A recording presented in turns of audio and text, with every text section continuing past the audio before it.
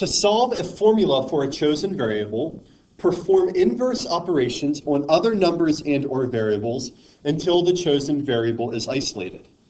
In other words, solving formulas for a chosen variable works the same way as solving any equation for a variable. You want to isolate that variable on one side of the equal sign. So let's begin by doing some examples. Solve each formula for the indicated variable.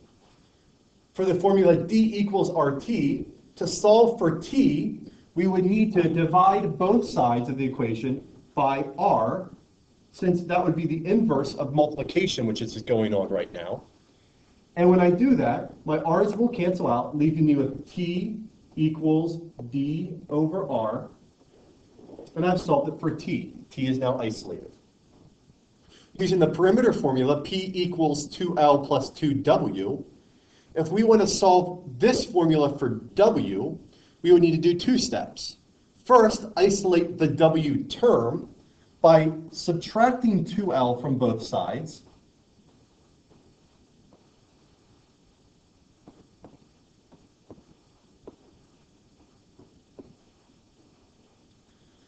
Now we have 2W equals P minus 2L.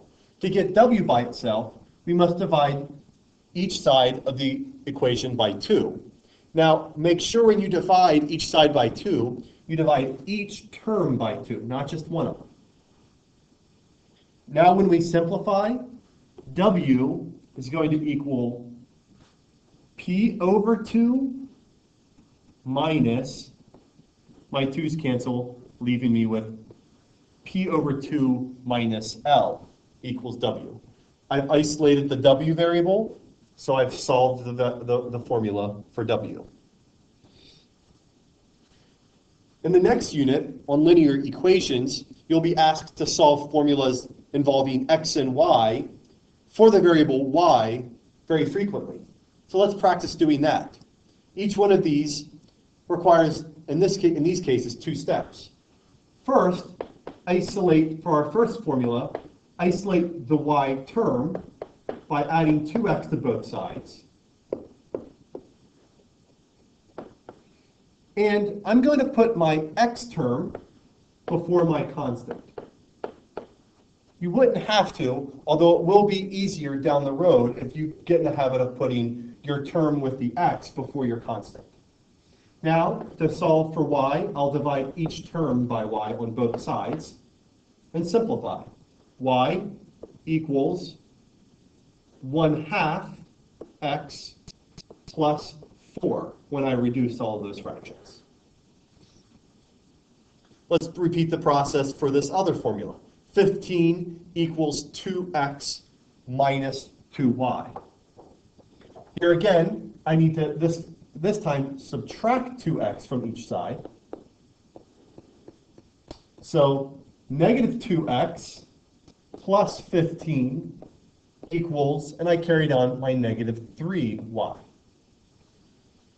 For this formula, to isolate my y, I now need to divide each side by a negative 3 to get y by itself. So each term gets divided by negative 3. And now I have to be careful when canceling those negative signs. So y is going to equal a positive 2 over 3x minus 5.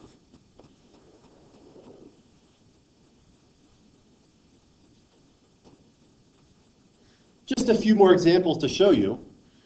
You could also have to solve formulas that contain fractions. And remember that multiplying each term on both sides of an equation by the least common denominator will clear all fractions. So for the example on the left, if I want to solve it for the letter b, I need to first get rid of this fraction. So I'll multiply each side of the equation of the formula by 2. So I will get 2a equals a plus b, because my 2's have canceled out and cleared each other. Now to get b by itself, I'll subtract a from each side. And notice that I have a capital A and a lowercase a. These are separate variables, so I'm not going to combine them. 2 capital A minus lowercase a equals b.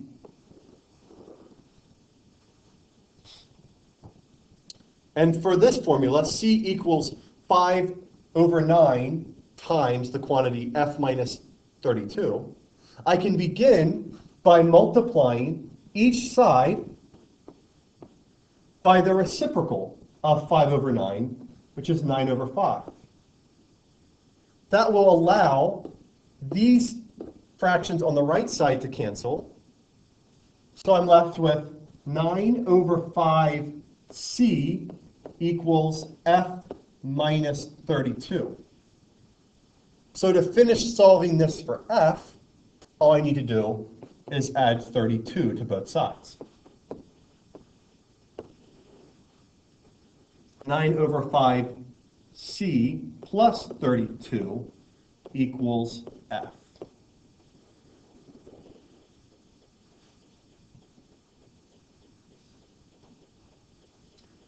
Finally, you may need to use the process of factoring to solve formulas. If the variable for which you are solving appears more than once, group like terms on one side of the equation and factor. So here are two examples. Y equals ax plus bx, and you're trying to solve for x. Since the formula contains two x's, I am not able to solve for x before factoring it. And I can't combine ax and bx since they're not like terms. So I will begin by, since these two x terms are on the same side of the equal sign, factoring out an x from those two terms to leave me with x times a plus b. Now, to get x by itself, I'm going to divide each side by a plus b. That allows these two to cancel out, so I get x equals y over a plus b.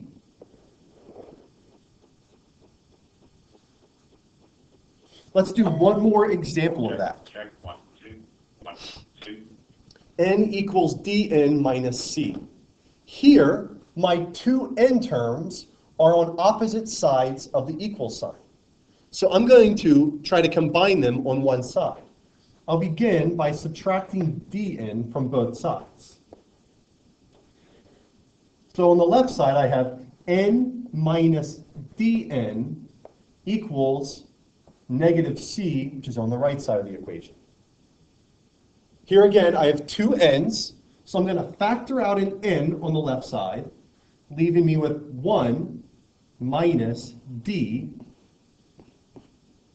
That still equals negative c. And now I've gone from having two terms with n variables to just having one n that's being multiplied with the quantity 1 minus d. So I'll isolate that n term by dividing both sides by 1 minus d. So n equals negative c over 1 minus d. As you can see, solving formulas for different variables could require a number of different steps and processes, but these would be the same steps you would use to solve any formula, whether you dealt with multiple variables or whether you were dealing with just numbers.